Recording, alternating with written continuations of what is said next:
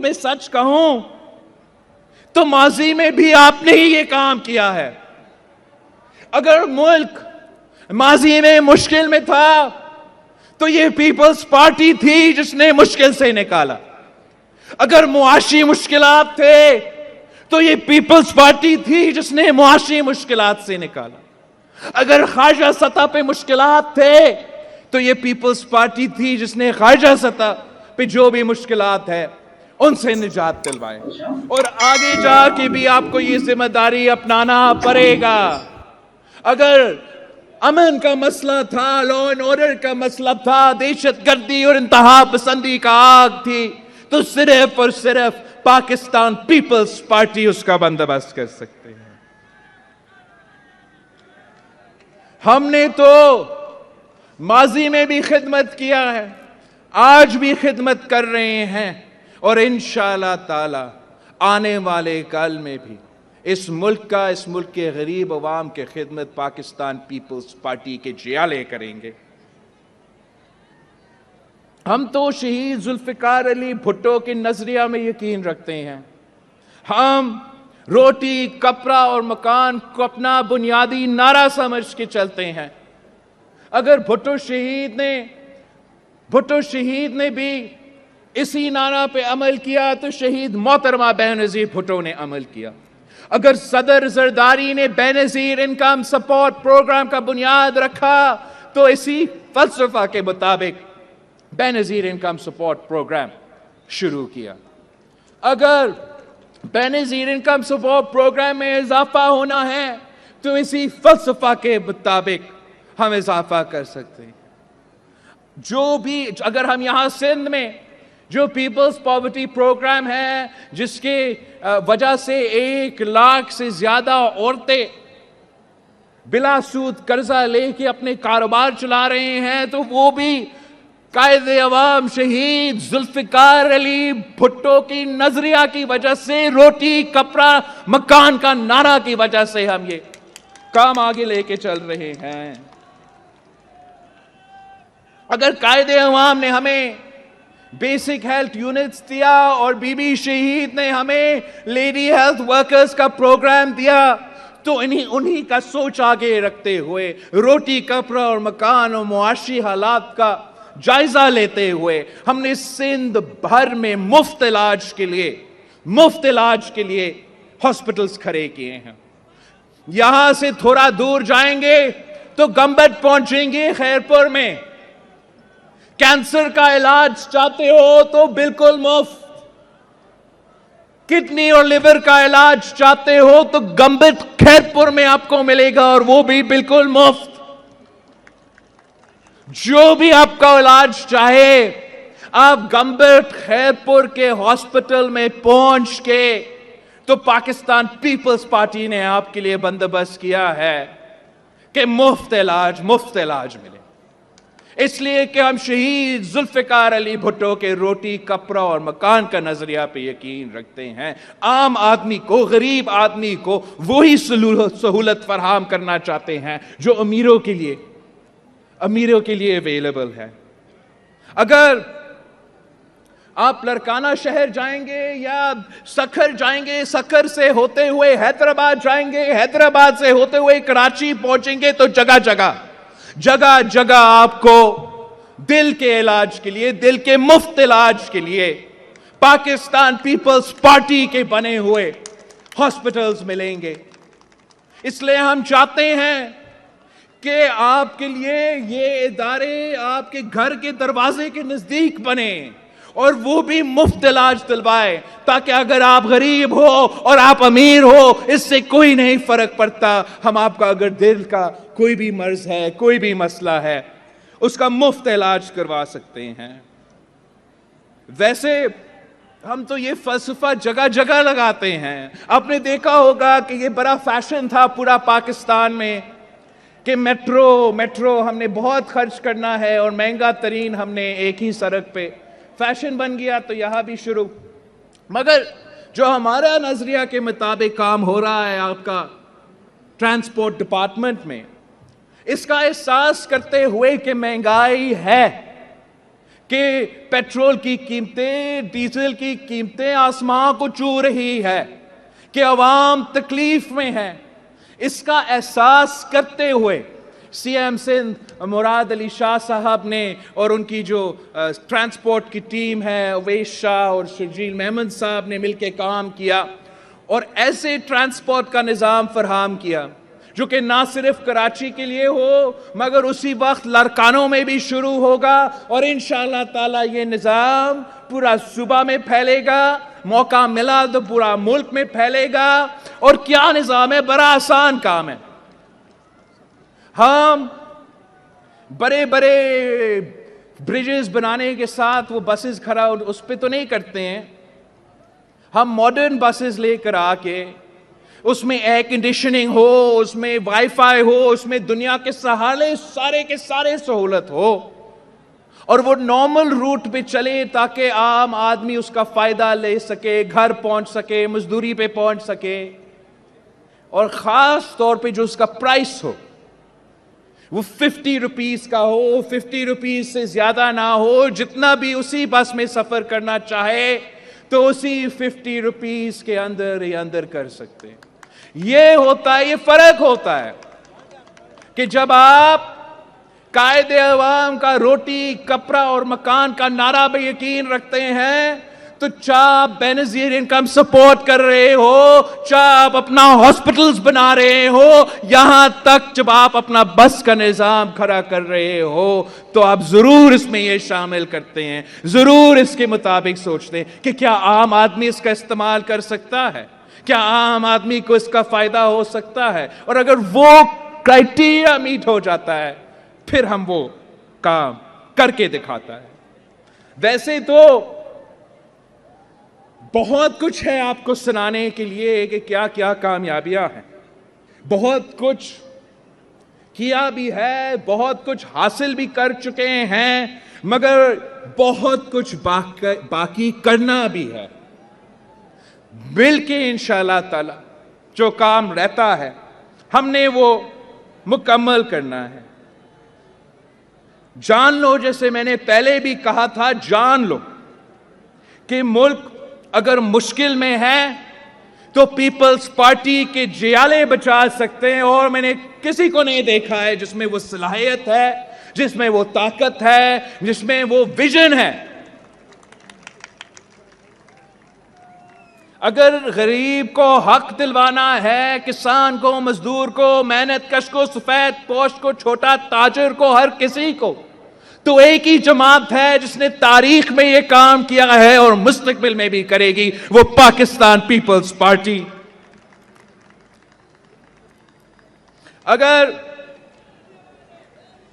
اگر دنیا میں پاکستان کا وقار بلند کرنا ہے، دنیا بھر میں پاکستان کا عزت کروانا ہے، دنیا کے آنکھوں میں آنکھیں ڈال کر بات کرنا ہے، تو ماضی میں بھی ایک ہی جماعت نے یہ کام کیا ہے، وہ تھا پیپلز پارٹی۔ آج بھی ایک ہی جماعت یہ صلاحیت رکھتا ہے، ایک ہی جماعت یہ کام کر کے دکھا سکتا ہے، اور وہ ہے پاکستان پیپلز پارٹی۔ اگر آپ نے دہشت گردوں کو شکست دلوائے، انتہا پسندوں کو شکست دلوائے، تو وہ بھی ماضی میں ایک جماعت نے کر کے دکھایا، اور آنے والے مستقبل میں بھی انشاءاللہ تعالی یہ جماعت کر کے دکھائے گا۔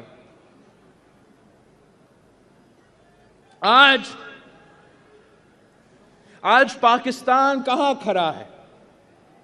ہم نے پچھلے سال جمہوریت کی بحالی کی تحریک شروع کیا تھا، معاشی انصاف کی تحریک شروع کیا تھا، پاکستان کی دنیا میں عزت بحال کرنے کی تحریک شروع کیا تھا، پاکستان کو انتہا پسندوں اور دہشت گردوں سے پاک کرنے کی تحریک شروع کیا تھا، عوامی مارچ کا آغاز کیا، سلیکٹڈ کا جو عذاب ہے اس سے ہم نے نجات دلانا تھا، مشرف کی باقیات کا بندوبست کرنا تھا، ان سازشوں کو ناکام کروانا تھا۔ یہ تو کٹ پتلی تھا، یہ تو سلیکٹڈ تھا. اصل میں سازش کیا تھا؟ سازش ہمارا آئین کے خلاف تھا. ہم نے اس سازش کو ناکام کروانا تھا. سازش ہمارا جمہوریت کے خلاف تھا. ہم نے اس سازش کو ناکام کروانا تھا. سازش ہمارا صوبائی خود مختاری اور صوبوں کے حقوق کے خلاف تھا. ہم نے اس سازش کو ناکام کروانا تھا. سازش تو ایسا تھا کہ دنیا میں پاکستان کو اکیلا کروانا. ہم نے اس سازش کو ناکام کروانا تھا. سازش یہ تھا کہ پاکستان کو معاشی طور پہ کمزور کرنا. ہمارے آنکھوں کے سامنے ملک کا معاشی قتل کروانا. اس سازش کو ہم نے ناکام کروانا تھا.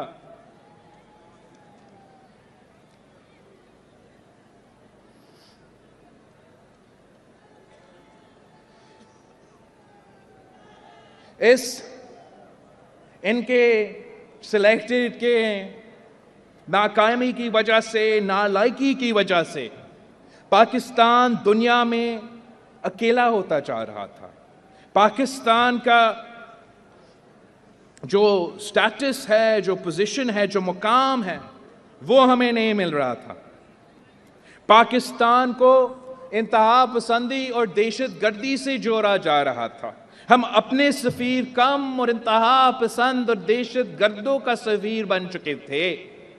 اس حالت میں ہم نہ صرف اپنا دفاع نہیں کر سکتے تھے، پاکستان کا دفاع نہیں کر سکتے تھے، اور سب سے افسوس کی بات، کشمیر کا دفاع نہیں کر سکتے تھے. ان دہشت گردوں کو جن کو آپ نے شکست دلوایا، جن کے مقابلہ کے لیے پیپلز پارٹی کے جیالے صف اول کا کردار ادا کر رہے تھے، جن کا مقابلہ کرنے کے لیے ہمارا شہید محترمہ بینظیر بھٹو نے شہادت قبول کی، ہمارے عوام نے شہادت قبول کی، ہمارا سیاسی کارکن نے ان دہشت گردوں کا مقابلہ کرتے ہوئے شہادت قبول کی، ہمارا بہادر جو پولیس آفیسرز ہیں انہوں نے پختونخوا سے لے کے کراچی تک، کراچی سے لے کے بلوچستان تک شہادتیں قبول کر کے اس فتنہ کا، ان دہشت گردوں کا مقابلہ کرتے رہے. ہمارا فوجی آفیسر، ہمارا سرحدوں سے لے کے ملک بھر میں انہوں نے شہادتیں قبول کر کے ان دہشت گردوں کو شکست دلوایا. دہشت گردوں کا آپ کو یاد ہے نا، دہشت گردی کا بیک بون ٹوٹ چکا تھا. دہشت گردوں کو وہ لوگ نہیں مل رہے تھے کہ وہ اپنا غلط کام کرے. ان کا مورال ٹوٹ چکا تھا. آپ ضرب عذاب پتہ نہیں کتنے آپریشن کر کے جیت چکے تھے، یا آپ کے قید میں تھے، یا کسی اور ملک کے قیدی تھے، یا کہیں جا کے چھپ رہے تھے. ان میں ہمت نہیں تھا کہ پاکستان کی طرف مالی آنکھ دکھایا جائے. یہ آپ کی جیت تھا. جو کام پورا کا پورا نیٹو اور پورا کا پوری دنیا افغانستان میں نہیں کر سکا، پاکستان کے عوام نے، پاکستان کا فوج نے، پاکستان کے لا انفورسمنٹ نے مل کے وہ کام پاکستان میں کر کے دکھایا.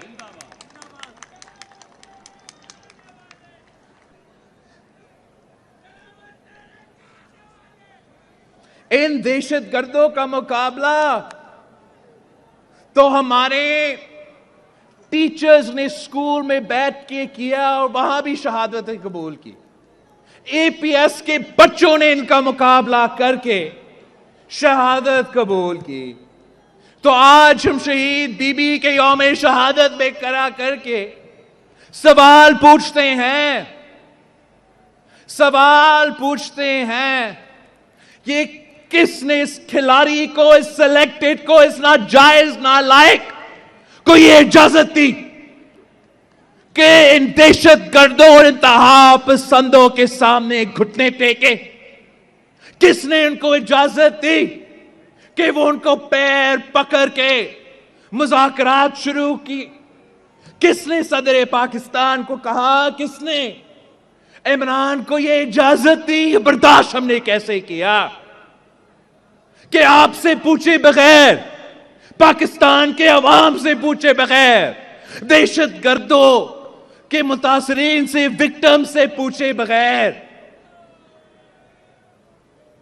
کس نے इनको इजाजत दी पार्लियामान के पूछे बगैर कि दहशत गर्दों का पांव पकड़ के मुज़ाकरात शुरू करे।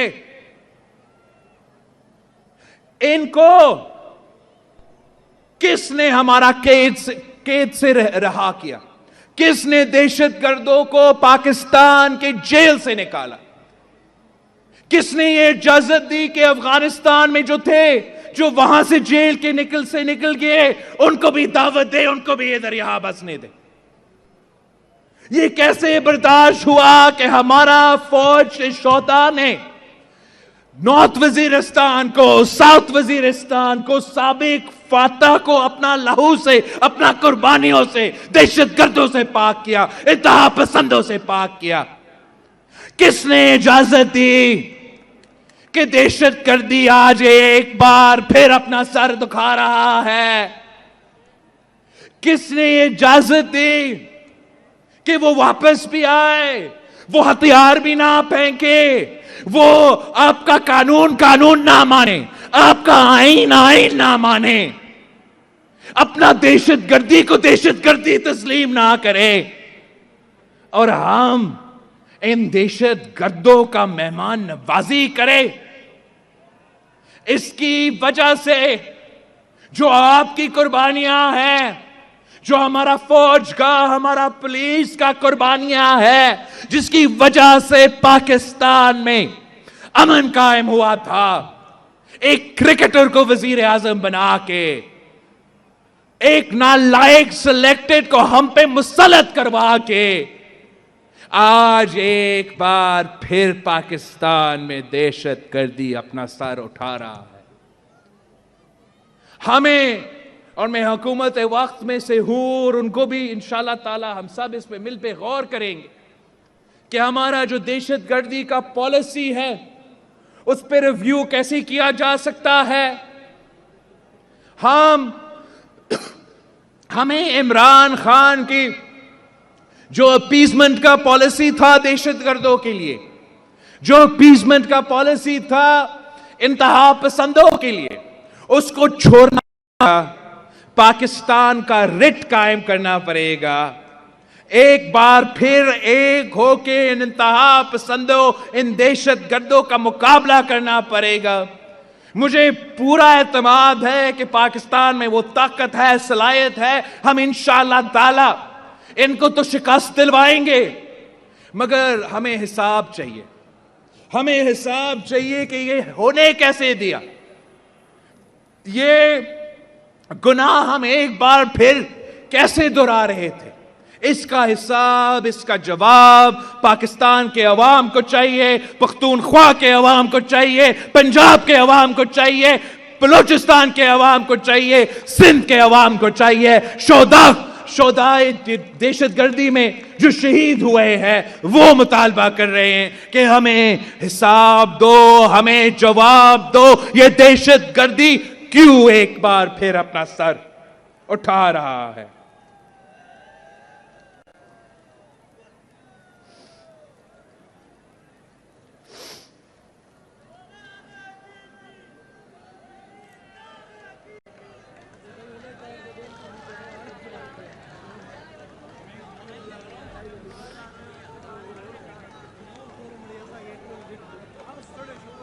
साथियों, जब हमने अपना सफर का आगाज किया, अपना अवामी मार्च का,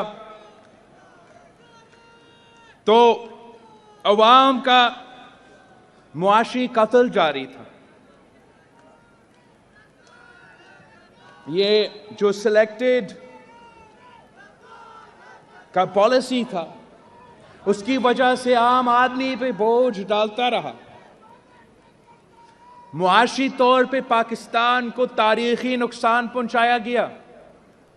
एक तो सबसे भरकर उसकी नालायकी की वजह से, उसकी नाअहली की वजह से, उसके अपनी पॉलिसीज की वजह से, और साथ साथ जो कोविड का सिलसिला और उसका मुआशी असरात, जो यूक्रेन और रूस की जंग है उसका मुआशी असरात, इस सब का बोझ तो आप उठा रहे थे। महंगाई की सूरत में, गुर्बत की सूरत में, खाने पीने के अशिया की बिल की सूरत में। मगर एक ऐसा बोझ है जो आप उठा रहे हो, लेकिन आपको नहीं उठाना चाहिए था। ये ऐसे नुकसान हैं जो हमने अपने मईशत को, हमने नहीं, सिलेक्टेड ने अपने मईशत को अपने हाथों से किया, अपना कुर्सी बचाने के लिए, आपका लॉन्ग मार्च सैबोटाज करने के लिए एक ऐसे मुआशी पॉलिसीज आखिरी दिनों में लागू किए गए जो पाकिस्तान की मईशत पे खुदकुश हमला था, जो पाकिस्तान को दिवालिया होने के खतरा में लगा दिया था। पाकिस्तान की तारीख में पहली बार डिफॉल्ट का खतरा था, और डिफॉल्ट होने का खतरा आलमी मुआशी पॉलिसीज की वजह से नहीं, आपने हाथों से किए के पॉलिसीज की वजह से हुआ। और जबकि वजीर आजम और वजीर आजम का मुआशी टीम ने पाकिस्तान को डिफॉल्ट से बचाया, दिवालिया होने से बचाया, एक मुआशी तौर पे एक बहुत बड़ा सानिया को रोका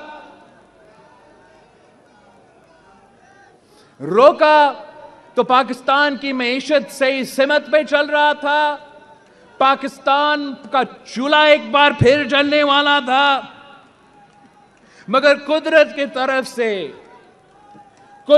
तरफ से एक ऐसा हादसा आया जिसका नुकसान आप आज तक भुगत रहे हो।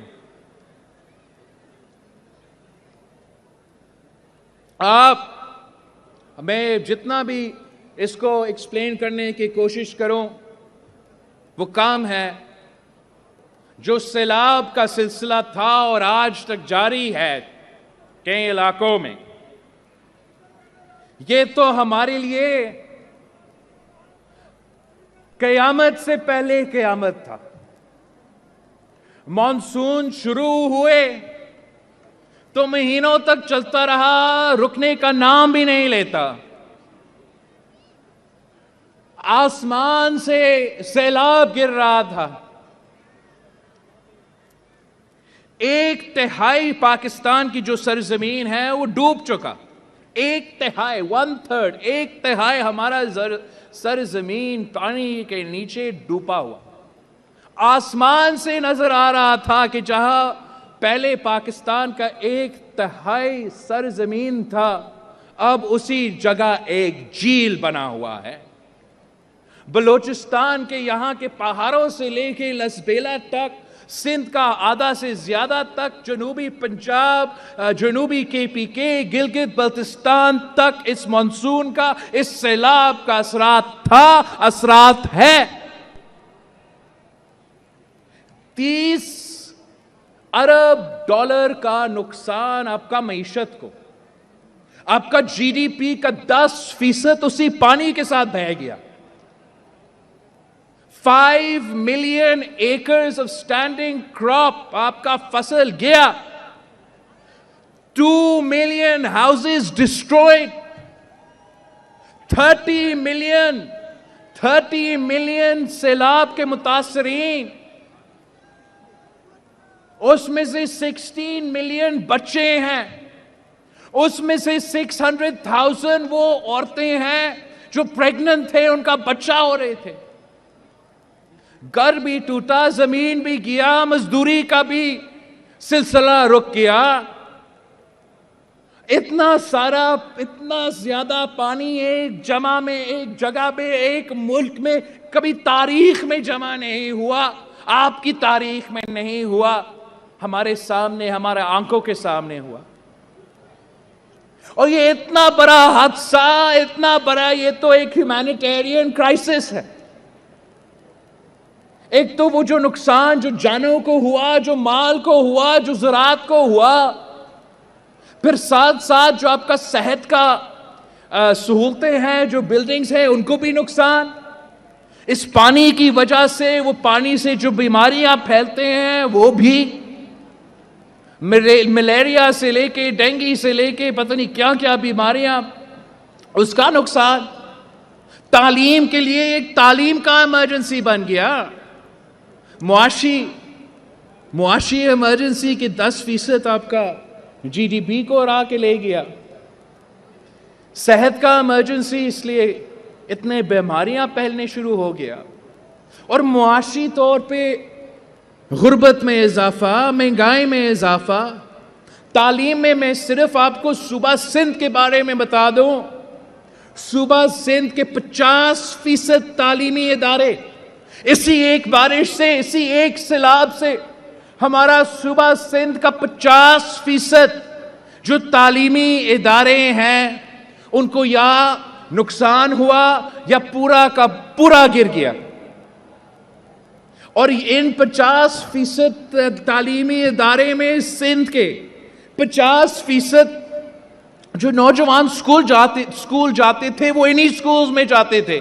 تو اگر ان کا اسکول گر گیا ہوگا, تعلیمی ادارہ کو نقصان ہوا ہوگا, تو اتنا مہینوں سے وہ آج تک تعلیم سے محروم ہے.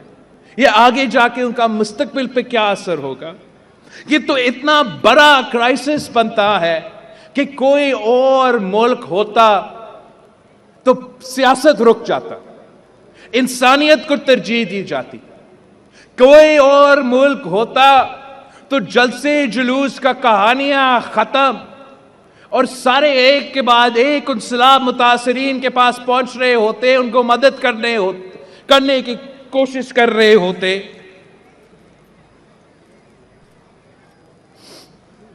ہم تو اسی کوشش میں ہیں اور تھے اور آگے بھی اسی کوشش میں ہوں گے کہ پوری دنیا سے جتنا بھی مدد اکٹھا کر سکے اتنا کرے. اتنا نقصان ہوا ہے کہ جتنا بھی اکٹھا ہوتا ہے اتنا ہی کم لگتا ہے, مزید محنت کرنا پڑتا ہے. لیکن یہ تماشا دیکھو کہ 1/3 پاکستان ڈوبا ہوا اور تخت لاہور کا لڑائی چلتا رہا. 1/3 پاکستان سیلاب سے متاثر, 30 ارب ڈالر کا نقصان, 10% آپ کا جی ڈی پی اڑ گیا, اور جی ٹی روڈ کا لانگ مارچ چلتا رہا, کھیل تماشا چلتا رہا. کیا بلوچستان, سندھ, جنوبی پنجاب, پختونخوا, گلگت بلتستان, کیا یہ پاکستان کا حصہ نہیں ہے؟ ان کی زندگی, ان کے لیے ان کی جو بھوک ہے, ان کا جو غربت ہے, اس کو دور کرنا ضروری ہے. یا 6 مہینے کے لیے عمران وزیر اعظم نہیں رہا تو اب ایک بار پھر بنانا ہے.